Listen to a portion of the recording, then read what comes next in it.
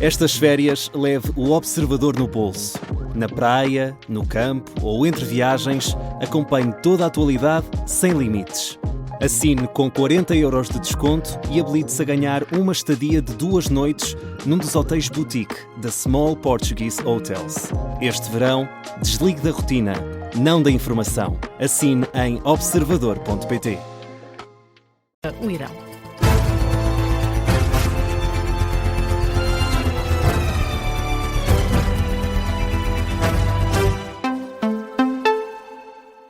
Jornal das 10, na Rádio Observador, com a Laura Figueiredo, e começamos com os exames nacionais. O Ministro da Educação está confiante de que todas as notas vão ser publicadas amanhã à tarde. À saída do debate do Estado da Nação, Fernando Alexandre disse que os professores responderam bem aos apelos do Ministério. A minha palavra é para agradecer à resposta que os professores deram ao meu apelo. Hoje de manhã tivemos uma excelente receptividade, as avaliações estão a decorrer e estamos muito confiantes que amanhã à tarde publicaremos as notas de todas as disciplinas. Questionado pelos jornalistas sobre qual o plano B, o Ministro Fernando Alexandre insiste que as notas vão ser publicadas amanhã. E o Primeiro-Ministro recusa que exista caos na correção dos exames nacionais, mas admite problemas. O PS pede a demissão do Ministro da Educação. Foi um dos temas que marcou o debate do Estado da Nação esta tarde no Parlamento. O Primeiro-Ministro não quis garantir que as pautas com as notas dos exames são publicadas amanhã e assumiu mesmo alguns problemas com o processo. Miguel Viterbo Dias. Foi ao fim de hora e meia que Luís Montenegro quis vincar. Não há nenhum caos nos exames em Portugal. Não há. Lamento dizer-lhe, há problemas. O Primeiro-Ministro deu conta de que 99,5% das provas estão corrigidas, mas que sem os 0,5% em falta, o processo de a fixação das pautas fica comprometido.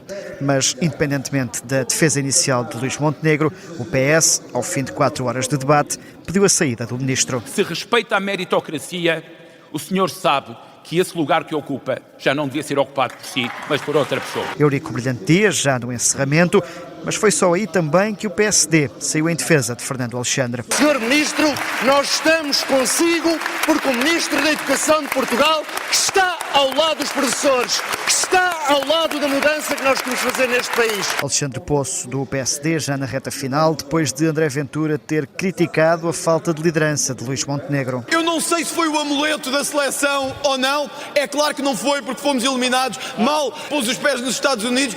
Que nós queremos um Primeiro-Ministro não é para ir a jogos da seleção, é para trabalhar por Portugal.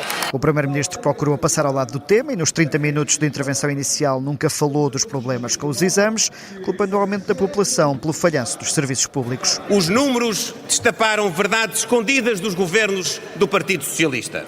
O descontrolo migratório foi muito maior do que estava refletido nas estatísticas oficiais. Luís Montenegro, que foi desafiado pela oposição a pedir desculpa aos professores, mas optou antes por lembrar o investimento do governo no setor. Não há na nossa história democrática que tenham dado tanta preferência e prioridade ao estatuto dos docentes, dos professores.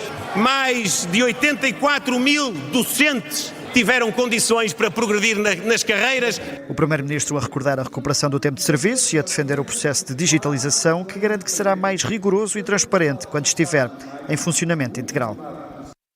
Miguel Viterbo Dias, e o essencial do debate do Estado da Nação, muito centrado na polémica em torno da correção dos exames nacionais. E durante o debate do Estado da Nação, o Chega desafiou o Primeiro-Ministro a apresentar uma moção de confiança ao Parlamento.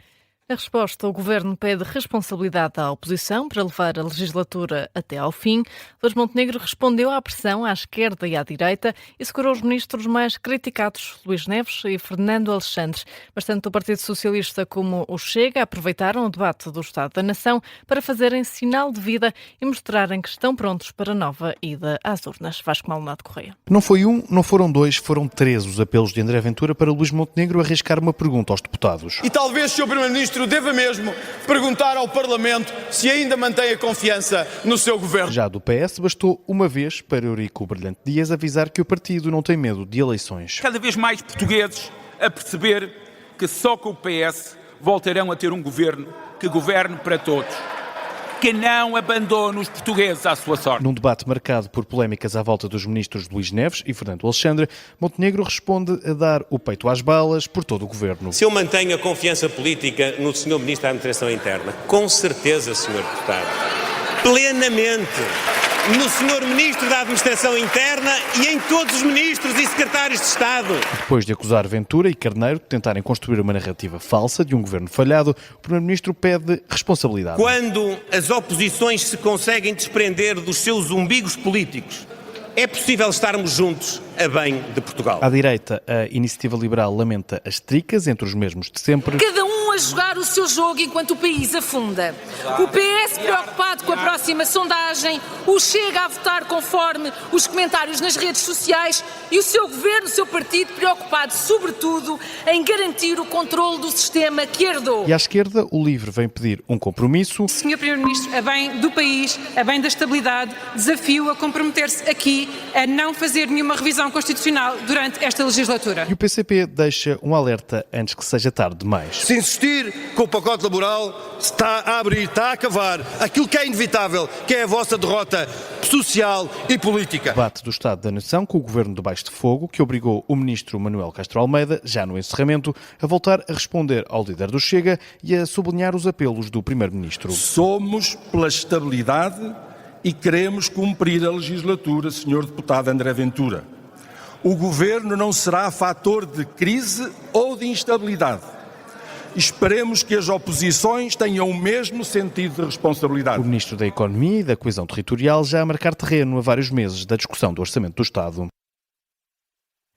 O jornalista Vasco Maldonado Correia, que esteve a acompanhar o debate do Estado da Nação no Parlamento. E Laura, se os portugueses fossem às urnas hoje, a AD e o PS ficariam empatados. É o que revela a nova sondagem da Universidade Católica para a RTP, Antena 1 e Público. De acordo com este estudo, tanto o PS como a AD teriam 29% dos votos, seguidos pelo Chega com 21% das intenções de voto. É uma subida do Partido Socialista. Em dezembro estimava-se que teria 23%. E Laura, os inquiridos avaliaram também o desempenho do governo eleito em 2025. Segundo a sondagem, a avaliação negativa subiu para 41%, a percentagem mais elevada desde que Luís Montenegro tomou posse como primeiro-ministro. Avaliando ainda o desempenho do governo por áreas, a habitação e a saúde foram as que tiveram as piores avaliações dos inquiridos. Já a nível da segurança, a avaliação aparenta ser menos negativa. Outro dado relevante sobre a área da educação, e lembrando que a sondagem foi feita já durante a polémica com os exames nacionais, mais de metade dos portugueses estão descontentes com este setor, sendo que apenas 9% dos inquiridos avaliou como bom. Na atualidade internacional, os Estados Unidos lançaram uma nova vaga de ataques contra o Irão. É já a sexta. De acordo com o Comando Central dos Estados Unidos, o ataque pretende enfraquecer ainda mais as capacidades militares iranianas. Segundo a televisão estatal iraniana, terão sido ouvidas explosões na cidade portuária de Bandar Abbas, no sul do Irão. A confirmação dos ataques pelo CENTCOM aconteceu pouco depois da Casa Branca ter afirmado que Teherão quer voltar a negociar com Washington, uma posição transmitida pela porta-voz da Casa Branca, Caroline Leavitt. O Irão continua a falar com os Estados Unidos e refere que quer chegar a um acordo connosco porque está a sofrer ataques devastadores. E a razão para os ataques dos últimos dias é que o Irão violou o memorando de entendimento que acordámos com eles. Especificamente que não iam atacar navios comerciais a atravessar o Estreito de Hormuz. Declarações da porta-voz da Casa Branca pouco antes de os Estados Unidos darem início à sexta vaga de ataques contra o Irão. Laura, vamos ainda falar de outras notícias em destaque. Espanha decretou estado de alerta para os municípios de La Puebla del Rio e Coria del Rio, na região da Andaluzia, depois de terem sido detectados mosquitos portadores do vírus do Nilo Ocidental. Os vírus foram detectados em 2 armadilhas instaladas em ambos os concelhos, uma delas no sistema de vigilância da província de Sevilha. Na mesma região da Andaluzia, que faz fronteira com Portugal, a circulação do vírus tinha sido já confirmada este ano em vários municípios, onde foi também declarado o estado de alerta. Donald Trump quer endurecer as regras de vistos para estudantes e jornalistas. A proposta foi divulgada hoje pelo governo dos Estados Unidos. A intenção aplica-se a estudantes, a participantes de programas de intercâmbio cultural e a jornalistas estrangeiros. As novas regulamentações do Departamento de Segurança Interna propõem como principal mudança que estes 3 vistos passem do sistema atual, que concede uma duração de estatuto que pode ser de vários anos, para um sistema em que serão concedidos períodos de permanência fixos e mais mais curtos no país, passando assim a exigir que as prorrogações sejam solicitadas com muito mais frequência para quem deseja permanecer em território norte-americano.